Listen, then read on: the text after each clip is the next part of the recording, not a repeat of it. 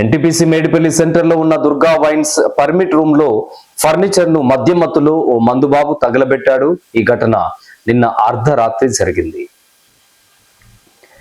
NTPC police station పరిధిలో గతంలో జరిగిన ఓ హత్య కేసులో నిందితుడిగా ఉన్న ఒకరు కరీంనగర్ లో ఉంటుండగా కోర్టు వాయిదాకు హాజరు కావటానికి వచ్చాడు.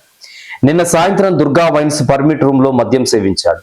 అక్కడ ఛార్జింగ్ పెట్టిన పవర్ బ్యాంక్ కనిపించకపోవడంతో వైన్స్ నిర్వాహకులతో గొడవకు దిగాడు.